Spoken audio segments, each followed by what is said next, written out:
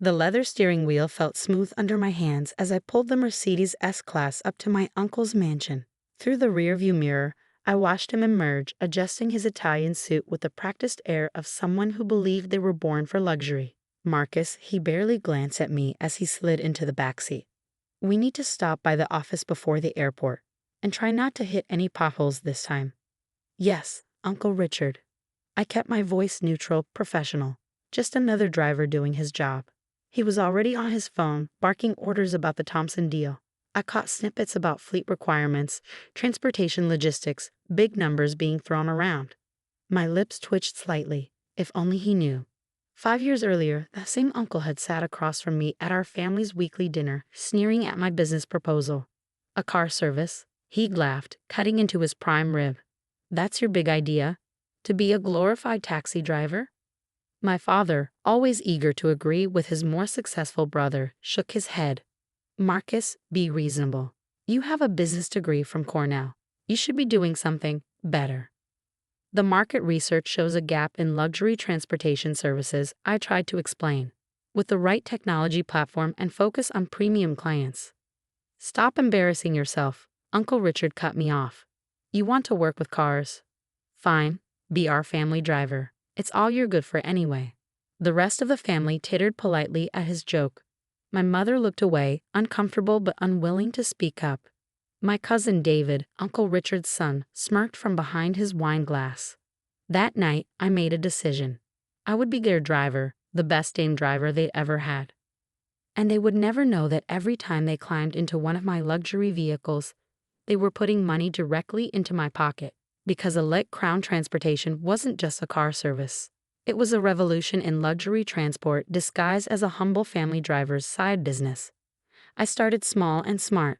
One car, one driver, me, and one perfect client, my own family. They thought they were doing me a favor, letting me drive them around in a leased Mercedes. What they didn't know was that I was using their connections, learning their habits, understanding exactly what the luxury market wanted. Every time I drove Uncle Richard to a business meeting, I noted which clients commented on the car service. Every time I took my aunt to her charity functions, I observed how other wealthy women arranged their transportation. Every time my cousin needed a ride home from his drunken nights out, I saw the gap in the market for high-end, discreet late-night service. I built my company in silence, hidden behind shell corporations and holding companies. The family thought Elite Crown was just the service I used to lease their cars. They never bothered to look deeper, to see that I owned it completely. One car became 5, 5 became 20. I hired drivers carefully, training them in the art of invisible luxury service.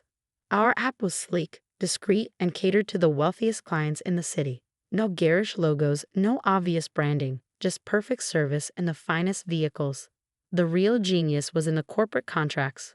While my family saw me as just their driver, I was quietly signing deals with law firms, investment banks, and Fortune 500 companies. Elite Crown became the go-to service for anyone who wanted to project success without flashiness. Marcus, Uncle Richard's voice snapped me back to the present.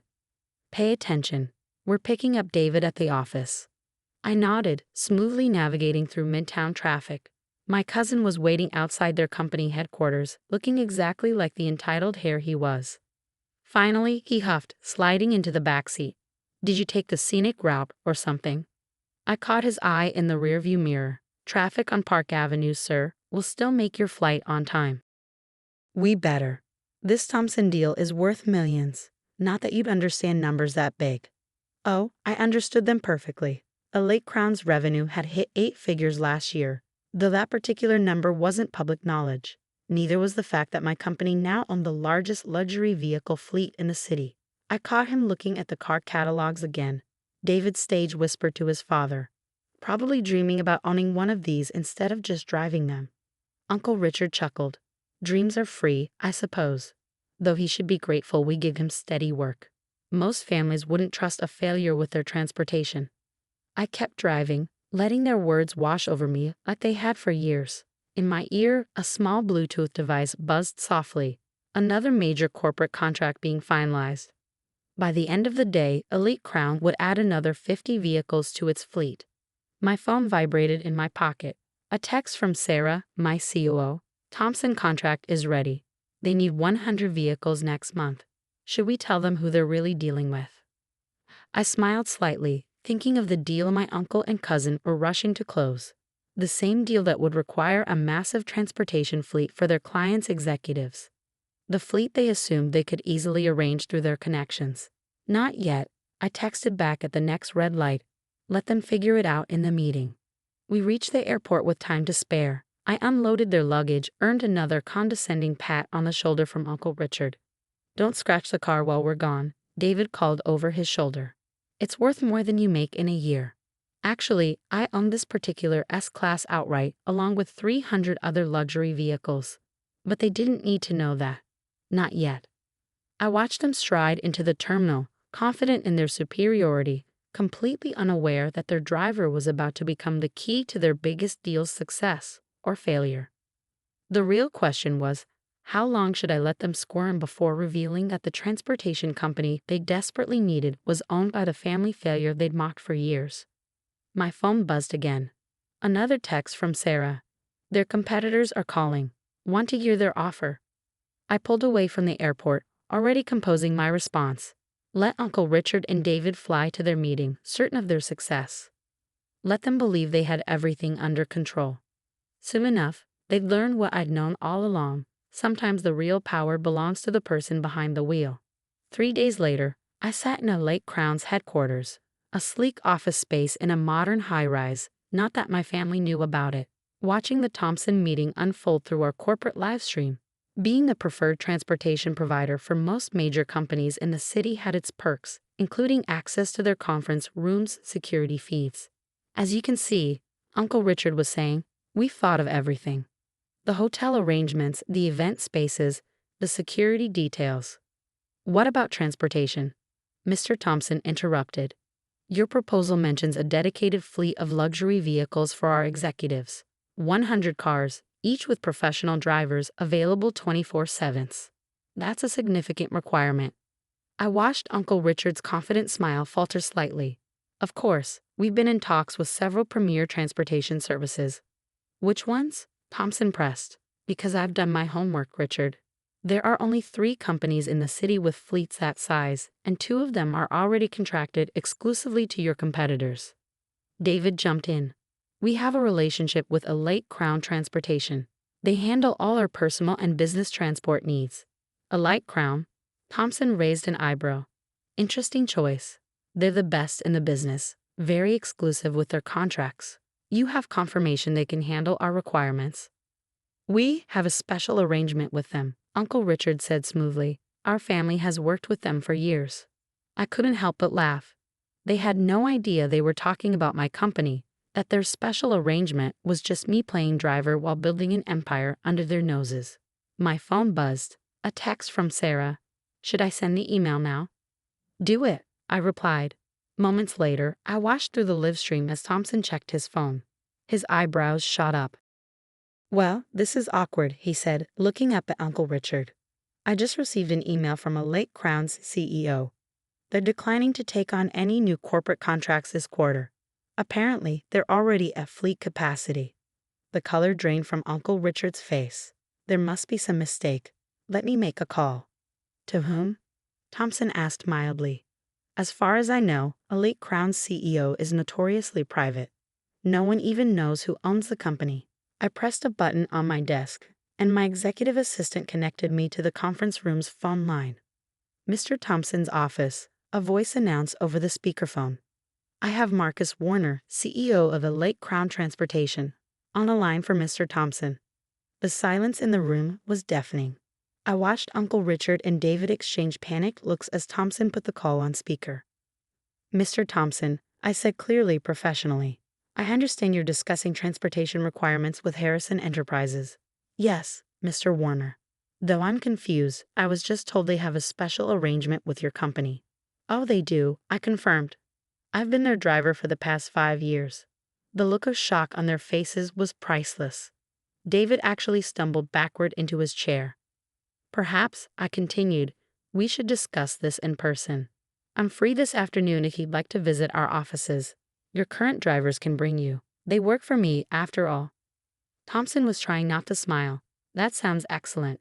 And the Harrison representatives. They know the way. I drove them there often enough, though they never realized what building they were passing. An hour later, I stood at the floor-to-ceiling windows of my corner office, watching their cars pull up to the building. The same cars I owned, driven by people on my payroll, carrying my shell-shocked family members to the final act of my long game.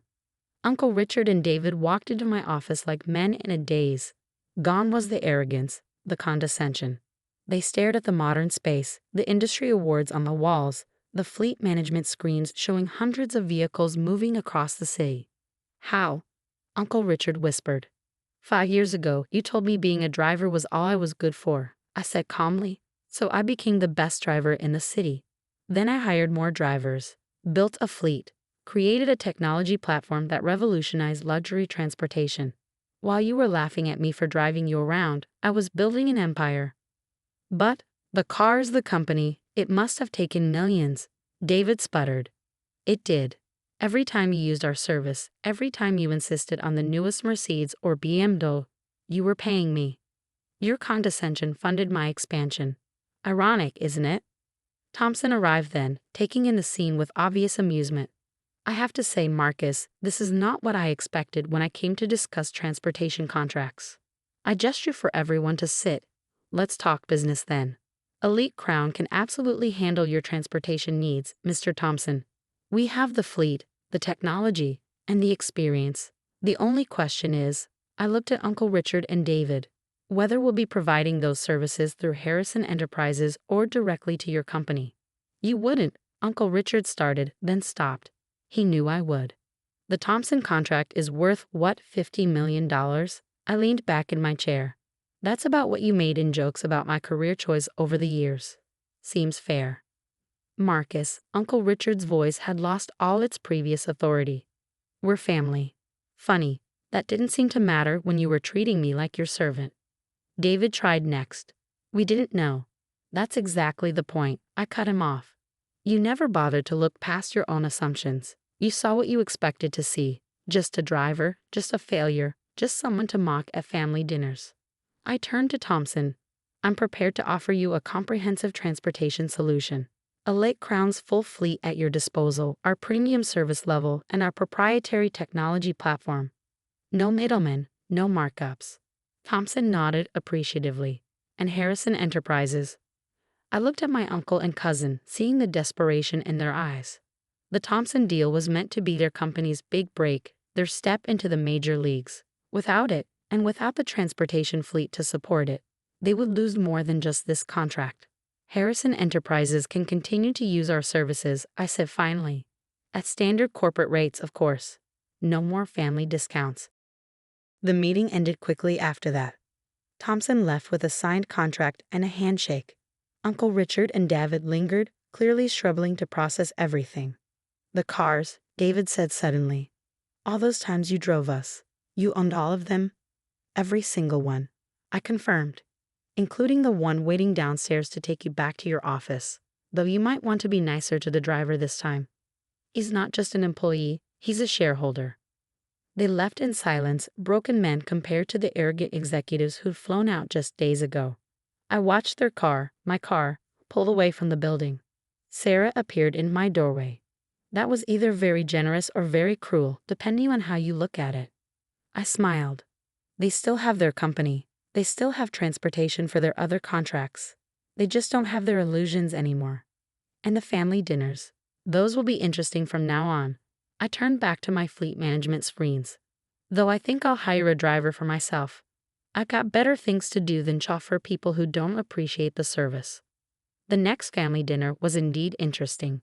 Gone were the snide remarks about my career choice, the condescending suggestions about real jobs. Instead, they watched in silence as I arrived in one of my cars, driven by someone else this time, and took my place at the table. "How's the Thompson contract going?" I asked innocently, enjoying the way Uncle Richard choked on his wine. My father cleared his throat. "Marcus, son, we may have been wrong about your choices." "May have been." My mother found her voice. "Richard, you treated my son like a servant for years, and all this time, I finished for her. I was building something worth building, not for show, not for status. but because I saw an opportunity and had the patience to make it work, even if that meant letting people underestimate me. Uncle Richard couldn't meet my eyes. David studied his plate like it held the secrets of the universe. The funny thing is, I continued, cutting into my steak. If you had ever bothered to ask me about my business instead of mocking it, I would have happily partnered with you. Elite Crown could have been part of Harrison Enterprises, but you couldn't see past your own prejudices. Can we? Is there still a chance? Uncle Richard asked quietly. I considered him for a moment. No, but you can continue to be clients, as long as you remember that every time you climb into one of those luxury cars, every time you use our service to impress your clients, you're proving that the family failure wasn't who you thought it was. Today, Elite Crown Transportation is worth over $500 million. We're expanding to other cities, revolutionizing luxury transport with our technology and service standards. Uncle Richard and David still use our services. They have to, given our market dominance. But they're model clients now. Amazing what a little perspective can do. And me? I still drive sometimes, but only when I want to. There's something therapeutic about sitting behind the wheel of a luxury car, remembering how it all started, appreciating the journey that took me from being their driver to being the owner of their success. After all, the best revenge isn't just proving them wrong. It's making them pay for the privilege of being proven wrong, one luxury car ride at a time.